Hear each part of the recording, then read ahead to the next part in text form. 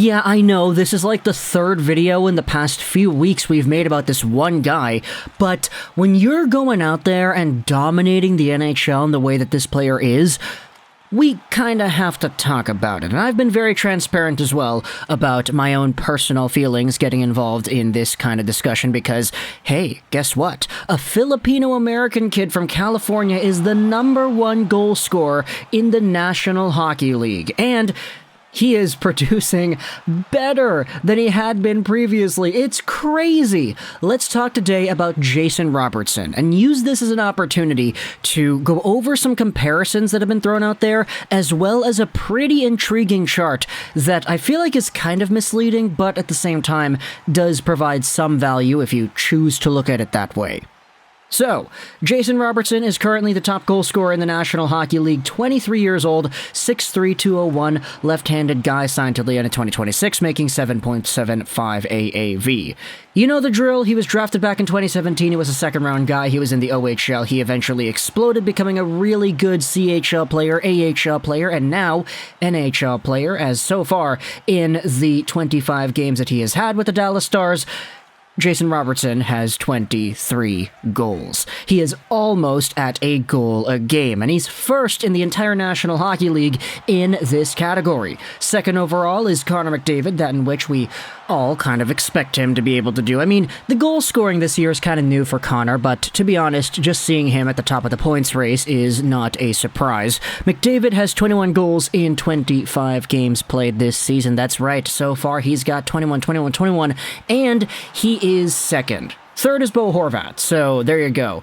Captain Bo on Vancouver, who is probably going to depart the team in some form or another in the next few months, is indeed third, but the fact is Jason Robertson, with his hat-trick the other night, is still #1. And if you go over to the total points race, you'll see that these guys are kind of in that same territory too, McDavid just kind of being a step above everybody else, as his 26 assists total up for 47 points on the season. Leon Draisaitl is second with 42. Robertson has 41 points in the same amount of games played as Draisaitl, so McDavid, Draisaitl 1 and 2, not really all too surprising there. And then, of course, going down the list, you have a few other names. Kucherov, Pasternak, Tage Thompson is up here, which is phenomenal to see. But because of all the hype we have seen about Jason Robertson the past little while, we saw ourselves a graphic that sort of went viral via All Hockey Culture on Instagram that was also posted onto Twitter too. What they did was took a look at the side-by-side comparison of Robertson and Connor McDavid in their first 152 games. And you can see that amongst these two players in their first sample size of games, Jason Robertson scored 80 goals in comparison to Connor McDavid's 56. Robertson had 84 assists, McDavid had 117, which is absolutely phenomenal right there. And McDavid is barely edging out Robertson in total points, as he has 173 in his first 152 games versus Robertson's 164. Plus-minus is also in the favor of Robertson, but then again, he is playing on a much better team than McDavid was when he started out his career.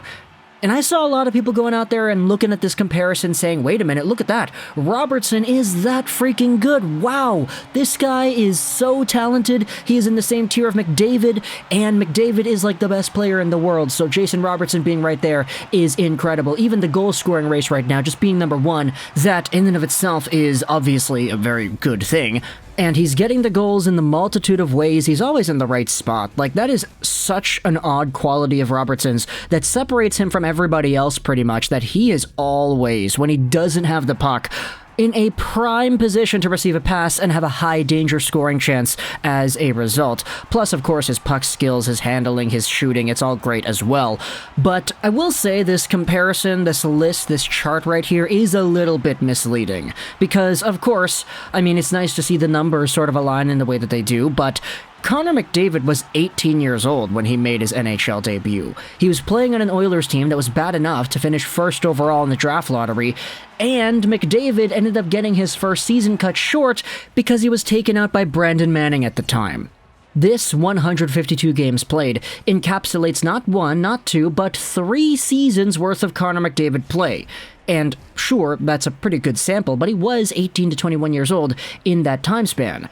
Jason Robertson is 23 right now, and he made his NHL debut back in 2019-20 when he was, guess what, 21 years old. So, Robertson started out his NHL tenure of 152 games at the age of 21. McDavid was ending his at 21 as well, so the timeline isn't really all too aligned here.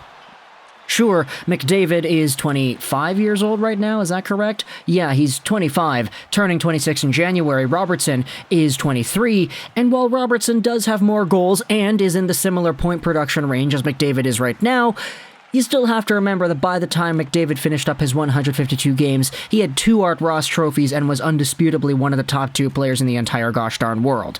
In this time frame, people were still debating that Crosby was number 1 because, it was 2018, right? It was a while ago. Crosby was still that good. So, for Jason Robertson, I feel like just taking a look at the status, the era, the fact that back in this time frame of McDavid scoring 100 points when he was 18, 19, 20 years old, the amount of 100-point scores you would see on a season was few and far between, and Connor McDavid was one of the only guys that was able to go out there and consistently do that. In fact, in his first Art Ross season, where he got 100 points in 82 games played, McDavid was the only 100-point guy, period. Crosby and Kane were second overall with 89 points each. The season after, in 2017-18, there were only 3 100-point scorers: McDavid, Giroux, and Kucherov. This season, you take a look at what Jason Robertson is on pace for. He's on pace for 134 points, which, of course, is phenomenal. But he's playing in an era where last season we had, how many point scorers is that to reach 108?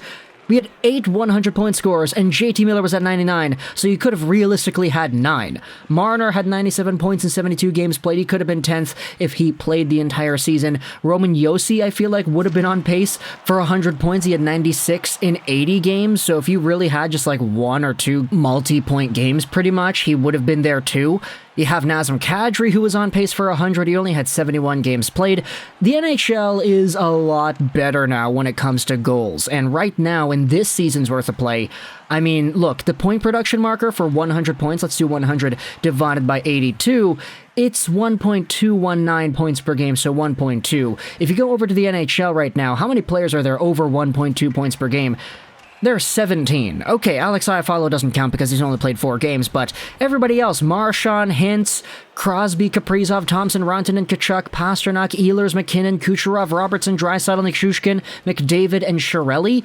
Okay, let's exclude Chiarelli and Nichushkin there as well. There are, 14 guys on pace for 100 points realistically, and Karlsson, Stamkos, Tkachuk, these guys are all pretty close. I mean, the NHL is quite different now, so comparing Robertson and McDavid 1-to-1 without contextualizing the league in which they performed these 152 games, it is kind of misleading in my opinion, but at the same time, I mean, Robertson still does have more goals than Conor right now, and it's a cool piece of trivia having a Filipino-American kid as the #1 goal scorer in the National Hockey League. So I kind of hope that continues for a while. I'd like to have more opportunities to talk about Jason Robertson and just showcase the talent profile because he is one of the best goal scorers in the NHL as of right now. I hope his brother goes out there and starts dominating the Leafs as well in the same way that Robertson has dominated with the Stars.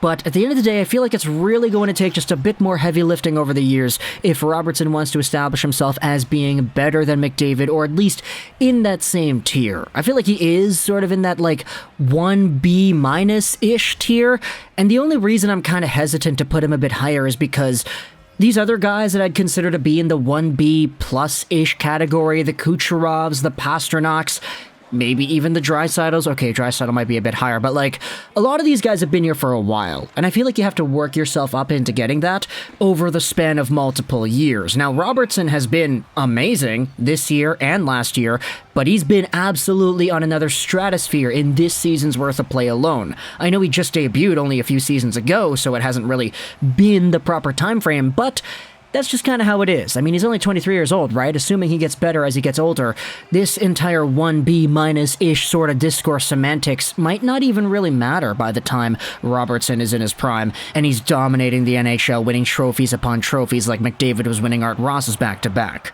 But either way, talk to the comments your thoughts about this McDavid-Robertson thing. Do you think it's a worthy conversation to even be having? I'm not really too sure, to be honest, but then again, we did just make an entire 10-minute video going over it. So talk to the comments either way, all your thoughts. I hope you enjoyed this video. Juraj 99, and bye.